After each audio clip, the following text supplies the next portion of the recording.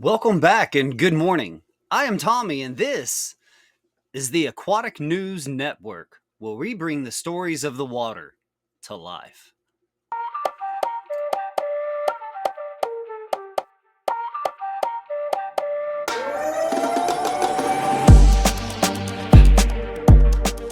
Today, we are diving into the vibrant underwater world of America's native fish species and exploring some simple ways we can all contribute to healthier water ecosystems. America boasts a rich diversity of native fish with iconic species like the brook trout, largemouth bass, bluegill, rainbow trout, channel catfish, cutthroat trout, northern pike, walleye, and red drum making their home in our freshwater lakes, rivers, and streams. These fish play a crucial role in maintaining the balance of our aquatic environments, contributing to everything from water quality to the food chain. However, our water ecosystems face numerous challenges, from pollution to habitat destruction to the introduction of invasive species. But the good news is there are small, impactful actions that you can do to make a difference. One step is to use biodegradable and eco-friendly products.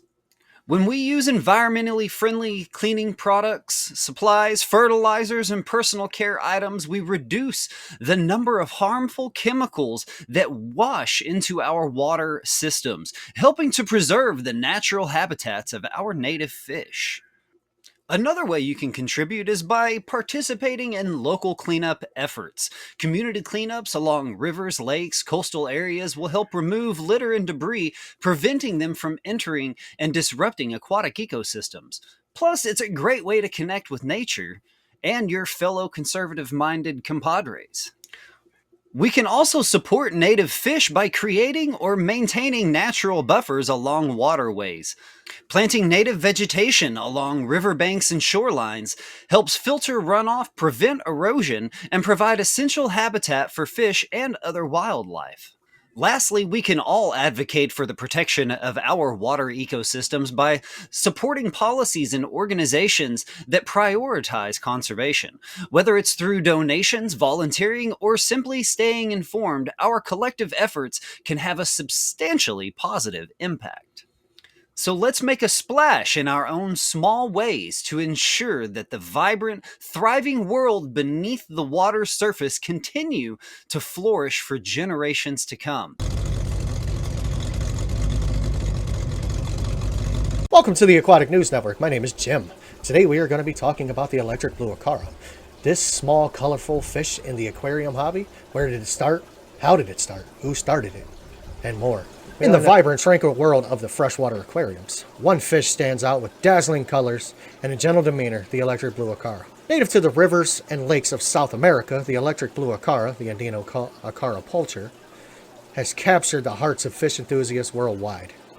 Its name comes from its stunning electric blue coloration that shimmers under light, making it a true gem in any aquarium.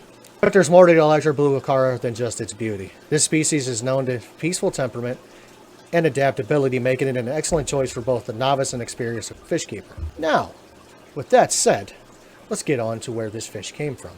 This fish gained popularity in 2009 by selective breeding in an Asian fish farm. They took the eggs from the natural blue acara and they fertilized it with a male electric blue ram. Through selective breeding, they were able to pull out the electric blue acara. Now, the electric blue acara is a very peaceful fish. The fish has been around since 2009. There are many different variations of the acara. You have the electric blue, you have the natural blue, you have the yellow banded acara, you have the black acara, you have the smiling acara. However, everybody's favorite is the electric blue. Through selective breeding, they were able to make this fish very, very, very beautiful. Now, I know there's a lot of controversy behind the fish stating that it may or may not be man-made. I'm here to tell you that, in fact, it is man-made. The electric blue acara is a selective bred color morph of the blue acara, created by aquarists for its vibrant blue color. While the original blue acara is a natural occurring species in Central and South America, the electric blue variant is a product of selective breeding to enhance stunning blue hue. Selective breeding involves choosing a specific individual with desired traits, in this case the blue coloration, breeding them over several generations to produce offspring that consistently exhibit those traits. Around 2008 and 2009, the fish farm in Asia was able to successfully keep those traits going. And that's how we ended up with the electric blue acara. I'm here to tell you that if you take the electric blue acara and you put it with the natural blue acara and they happen to mate, the fry will come out with the electric blue traits. You're not going to have your normal natural blue acara. You're going to have electric blue acara from natural blue acara. It's bred into their DNA to continue that color morph. Now, I have a breeding pair in my 125. They have gave me multiple clutches, and the majority of them were happy and healthy.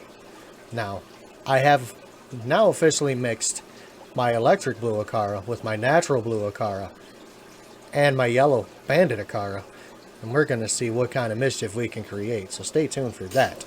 The electric blue acara is a freshwater fish that's part of the cichlid family. It's a very beautiful fish.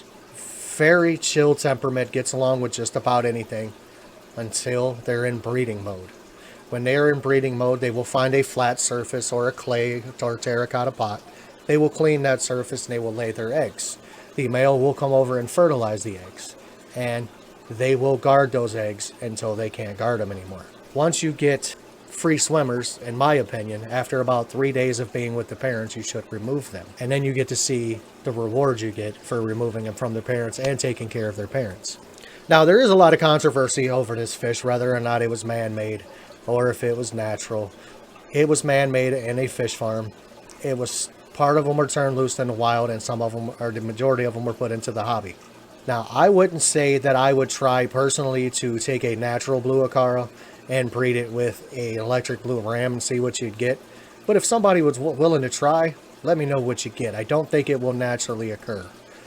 I think if you try that, you're going to end up with two fish that are just fighting all the time. The process needs to involve manually mixing the eggs from the female with sperm of the male. So, I mean, it's going to be kind of hard for you to pull that off in the home aquarium.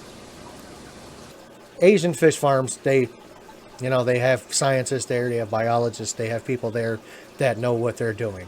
I'm not saying that some of our aquarists don't know what they're doing, because I have absolutely bred the ever-living crap out of my acara. We'll get back to the actual fish itself. Behavior or temperament is like many other cichlids. The electric blue acara is known for being very peaceful, less territorial. They coexist with a variety of tank mates if given enough space. I would recommend a tank over 4 foot long. I have mine in a 6 foot 125. Activity, they're active swimmers. They enjoy exploring their environment. And you see them shifting on the substrate. That's what they do. They move around. So if you got plants in the tank, they will move them around. A minimum for a pair would be a 30-gallon tank. Water parameters, I have actually learned that if you get down on the colder side, say around like 72 degrees, the fish are kind of slow swimming. Now, if you keep it around 78 to 80, they're more active. They breed better. I noticed they actually breed when you do water changes. If you do a large water change, you are going to get breeding activity. I 100% promise you that. Do love hiding spaces. They like hiding spaces. They like plants. They like caves and decorations. So that they enjoy. They're omnivores. They enjoy a variety, various diet. High quality flakes and pellets, live foods, frozen bloodworms, brine shrimp, daphnia, they love those as well. Overall, the electric blue acara is a beautiful and engaging fish in this hobby. I would recommend anybody to at least keep them once, and you may be like me and fall in love with them. That is what I have for you on the subject of electric blue acara.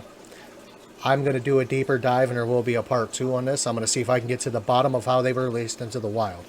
So with that going, thank you for watching. Guys, remember, this is the Aquatic News Network, and it's your hobby. Do it your way. And on to our next story. Folks, I'm reporting to you live from North Central Texas, where we are taking a deeper dive into the world of our local aquatic ecosystems and the critical role they play in maintaining environmental balance. One species that urgently needs our help is the Comanche Springs pupfish.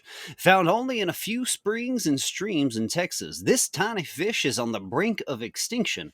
But why should we care about a fish that's barely the size of your thumb?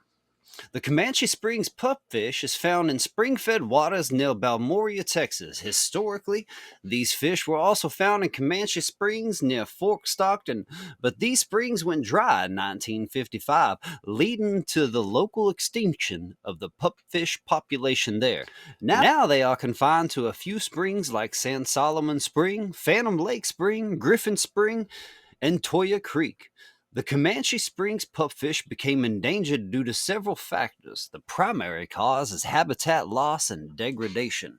Many of the largest springs in West Texas have dried up because more water is being pumped from the ground than is being replaced by the rainfall.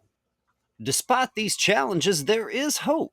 Conservation efforts, such as moderating water level fluctuations and building a man made refugium or Sinea in Balmoral State Park, have been implemented to help protect this species. Even the smallest effort can make a big difference. Simple actions like reducing water pollution, conserving water, and supporting local conservation initiatives can help ensure that Comanche Springs pupfish and countless other species continue to thrive. Remember, every species, no matter how small, plays a vital role in this intricate web of life. By helping the Comanche Springs pupfish, we're not just saving a fish, we're preserving the health of our entire ecosystem. Thank you for joining us.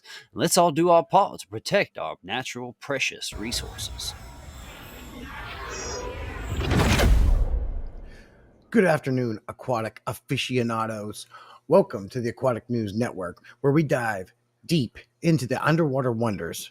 Today, we have a special report on the unsung heroes of the reef giant clams and their fabulous relationship with algae. Let's clam up and get started. Take it over, Tommy. Thanks for that, Jesse. You see, these gentle giants aren't just pretty faces, they're the life of the party, and by mean party, I mean the entire reef ecosystem. What's the clam's secrets, you ask? Well, it's their partnership with the algae. These clams have a unique talent. They can host microscopic algae within their tissues. You could say it's a really good pet shelf appeal. Haha, thanks for that. That's right, Jim. The algae get a cozy home with plenty of sunlight, while these clams get food, thanks to the algae's photosynthesis skills. It's a win-win situation. The clams help the algae thrive, and in return, the algae feed the clams. The reef benefits from all this action too. It's like the clams have the ultimate guest list for an epic underwater banquet. I'm just here soaking up the sun, growing big and strong. All thanks to my tiny green friends, life's a beach. But it's not all fun and games. The health of these clams and their algae friends is crucial for the reef's survival. Pollution, climate change, and overfishing threaten this delicate balance. So we must take action to protect our reef superheroes. Thanks, Tommy. That was great. Well said. And remember, folks, the next time you're admiring the beauty of a reef, give a nod to our giant clam friends and their hardworking algae pals. They are the unsung champions of the underwater world. That they are. That's all for today's special report. Stay tuned for more updates from the depths of the sea. And always remember, the clams might be giant, but their hearts are even bigger.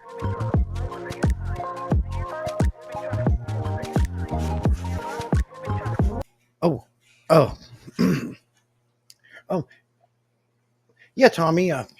Sorry, I thought it was. I thought my segment was done there. uh, anyways, great report, Tommy. Thanks for all that you do out there. Be safe, and everybody.